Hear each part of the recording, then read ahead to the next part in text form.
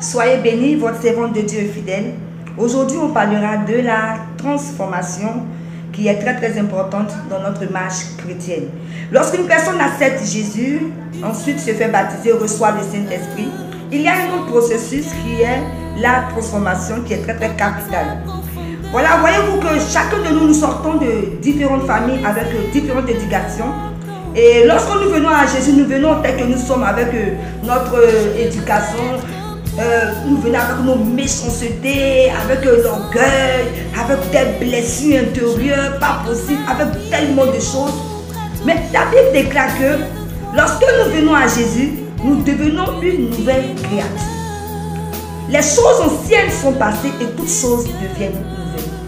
Alors, lorsque nous acceptons Jésus, nous devons accepter d'être transformés, bien-aimés. Une transformation vraie, une transformation qui part de l'intérieur. 2 Corinthiens 3, le verset 16 nous dit: mais lorsque les cœurs se convertissent au Seigneur, le voile est ôté.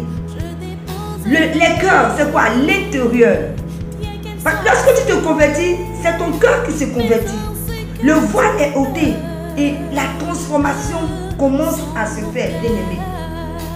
Vraiment, aujourd'hui, je suis désolée de voir. Nous tous nous faisons des efforts, on n'est pas encore arrivé. Moi-même, je ne suis pas encore arrivé. Mais il faudrait coopérer avec Dieu. Il faudrait avoir la volonté de changer. Oui. C'est désolant de voir aujourd'hui des personnes qui disent: je suis chrétien, je suis chrétien. Mais quand tu regardes le comportement, vraiment, ça n'a rien à voir avec ce que la personne dit.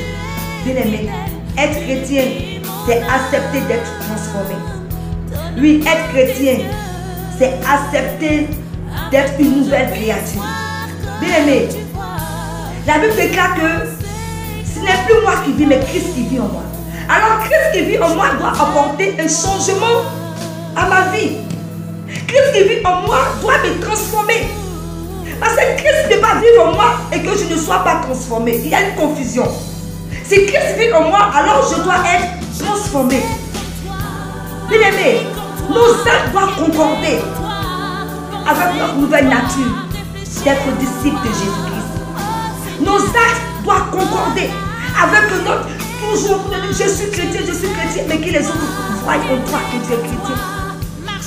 Il faut que tu portes les fruits, le fruit du Saint-Esprit, l'amour, la patience, la unité. Il faut que tu portes les fruits du Saint-Esprit. Et aujourd'hui, c'est vraiment, tu vois, c'est surtout comme les caissiers même qui me cœurent, excusez-moi les caissiers. Parce qu'on ne me dirait pas que dans les caissiers là, il n'y a pas de chrétiens. Aujourd'hui, tout le monde est devenu chrétien. Il ne s'agit pas de dire que je suis chrétien, mais il s'agit de refléter le témoignage de Jésus-Christ. Parce que nous sommes la lumière du monde, oui. Et nous devons refléter cette lumière là où nous sommes. En tant que caissier, lorsque tu accueilles tes clients, on doit sentir que non, cette personne, elle a quelque chose en elle. Elle n'est pas comme les autres caissières. Elle est souriante, elle est pleine d'amour, elle est accueillante, elle est patiente. Vraiment, on ne peut pas quitter avec ses problèmes à la maison pour venir gérer les clients. Non, ça ne marche pas comme ça. Mais il faudrait qu'il y ait une transformation à l'intérieur de nous. Et je vais vous dire que c'est vrai que nous venons à Christ avec nos comportements chargés, avec des blessures, avec beaucoup de choses. Mais Jésus-Christ est dit par le Saint-Esprit. Moi, je me souviens qu'il y a eu plein de choses où le Saint-Esprit m'a dit: non, tu ne dois pas faire ça parce que tu n'es plus la même personne. Il faudrait que tu agisses comme ça. Le Saint-Esprit nous éduque. Alors, il était possible que nous donnons notre vie à Dieu et puis être la même personne. Non, il y a un problème. Il y a un problème. Tu ne peux pas être à Christ et puis être foncièrement méchant.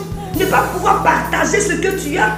Ne pas pouvoir donner facilement à quelqu'un. Jésus-Christ faisait du bien. Je le répète et je le répète tous les jours. Jésus-Christ n'est pas venu. Dieu n'a pas donné son fils Jésus-Christ pour venir nous faire du mal. Nulle part c'est écrit dans la Bible. Jésus faisait du bien. Il faisait du bien, il était rempli d'amour, il était rempli de compassion, il guérissait les malades, il ressuscitait les morts. Oui, il était un homme bien, humble, effacé. On ne savait même pas qui était Jésus-Christ. Bien aimé, nous devons refléter la gloire de Jésus. Nous devons marcher comme Jésus-Christ, bien aimé. Cherchons à changer nos comportements. Nous devons accepter la transformation. Et pour accepter la transformation, il faut coopérer avec Jésus. Si tu coopères avec lui, tu verras que le processus de transformation sera enclenché. Oui, ce n'est pas que la transformation se fait un coup sec. Non, c'est un processus, il faut accepter. Il faut désirer être transformé. Et tu verras que Jésus va t'aider et tu seras une meilleure personne. Parce que lorsqu'on vient à Jésus, de la méchanceté, on devient gentil. De l'orgueil, on devient humble. Rempli de blessures, on devient différente. Une personne remplie d'amour. Oui, il y a une transformation. Oui, il y a une transformation qui coule. Bien aimé, je refuse qu'on dise qu'on est chrétien et qu'on ne soit pas transformé.